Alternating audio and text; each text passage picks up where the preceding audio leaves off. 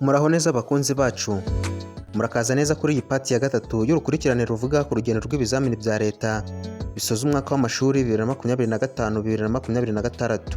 Mu bice bibiri bishize twabonye ko ibizamini birangira ndetse n'uko bitangira gukosorwa, ariko uyu munsi rero tujya gusubiza ikibazo kijya kwibazwa n'abantu benshi, aho kigira giti: ese nyuma y'uko abakosora barangiza akazi kabo amanota ahita atangazwa cyangwa hari ibindi bikorwa bigomba kubanza byakorwa? Niba nawe utegereje amanota cyangwa se ufite uwo mu muryango uyategereje, komeza urebe iyi video kugeza ku musozo kuko uraza kumenyeramo byinshi. Iyo abakosora barangije gukosora impapuro z'ibizamini, ntabwo akazi kaba karangiye, ahubwo batangira ikindi cyiciro cy'ingenzi cyane cyo kugenzura amanota hakurikije amabwiriza yo gukosora. Ibi bikorwa kugira ngo hagabanye amakosa ashobora kuvuka igihe abantu benshi bakora akazi kamwe. Intego ni uko buri munyeshuri wese ahabwa amanota akwiriye kandi hakirindwa ikosa ryagira ingaruka ku hazaza he. Muri iki cyiciro rero habaho kongera no gusuzuma amakuru y'ingenzi cyane ajyanye n'impapuro z'ibizamini. Igenzura rikorwa ku buryo amakuru y'umunyeshuri ahuzwa n'impapuro yakoze kandi hakarebwa niba nta makosa yabaye mu kugabanya amanota.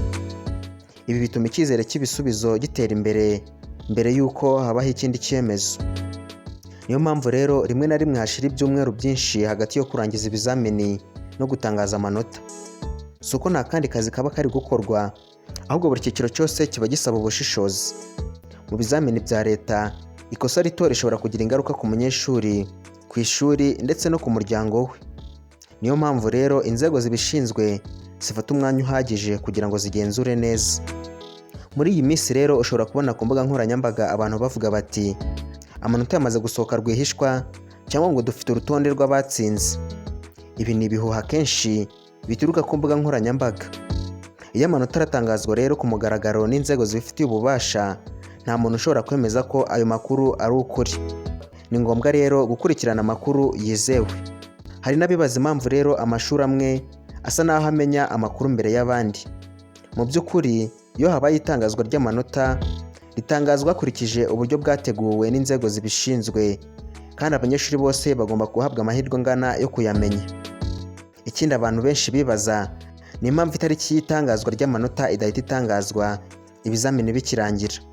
Impamvu ni uko igihe bisaba gishobora guterwa n'ubwinshi bw'impapuro ziba zigomba gukosorwa no kugenzurwa. Niyo mpamvu ari byiza gutegereza itangazo ryemewe aho gushyigikira amakuru y'ibihuha. Niba ugeze aha ureba iyi video, andika igitekerezo cyawe muri komenti utubwire aho wakoreye ikizamini, haba P6, Senior 3, Senior 6 cyangwa se TVET. Ibyo bizadufasha kumenya ibyo mukeneye cyane kugira ngo tubibasobanurire neza mu gihe dutegereje amanota. Mu gice cya kane rero tuzareba imwe mu ngingo abantu benshi bakunze kubibaza cyane, izwi nka kamisi. Ese ifitanye isano n'imicungire y'amanota y'ibizamini? Tuzibanda ku makuru yatangajwe ku mugaragaro kandi twirinde ibihuha bikunze gukwirakwira kuri interineti. Murakoze cyane gukurikirana iyi video. Niba iyi video yakugiriye akamaro, gisangiza ababyeyi n'abanyeshuri bagenzi bawe mu gihe dutegereza amanota. Turacyari kumwe muri uru rugendo kandi mu gice gikurikiraho hari byinshi bisha tuzabayezaho. Imana ibarinde.